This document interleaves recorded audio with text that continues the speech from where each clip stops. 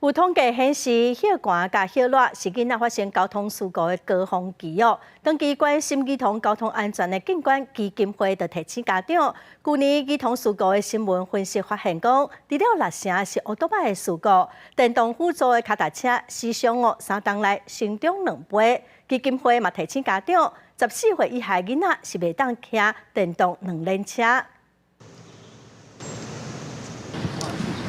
戴好安全帽啊，骑这种电动辅助脚踏车，对要袂使骑乌多摆的学生仔来讲是真利便。但是伫花莲读国中的王东二讲，车路顶的道路规划无一定有专用的道路给脚踏车行，时常感觉真危险。大车在旁边的时候，如果就是没有我们这种车可以骑的地方的话，就是只能骑在旁边，就很可怕。以市区道路来讲的话，普遍性不足。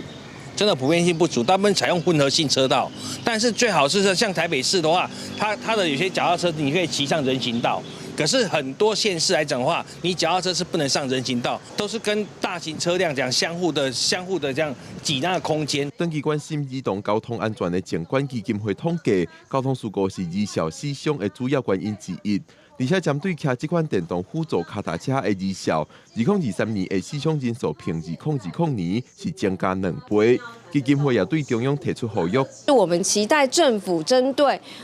弱势的一个儿少要骑乘这样的慢车的时候呢，提供更安全的一个道路交通环境，来让他们做驾驶的一个动作。那另外一个部分呢，就是针对家长、老师跟学生本身呢，都要进行交通安全教育宣导的一个提升，让他们知道我们要使用这样的交通工具应该要具备的一个能力是什么。警管基金会提醒，血汗、血热的时是儿少发生交通事故的高峰期，家长要加强教育囡仔对脚踏车、电动辅助脚踏车等慢车的使用知识。针对另外一种微型电动2轮车，更加要提醒14岁以下的儿童是袂使骑，确保儿少的交通安全。记者郭文良随台北报道。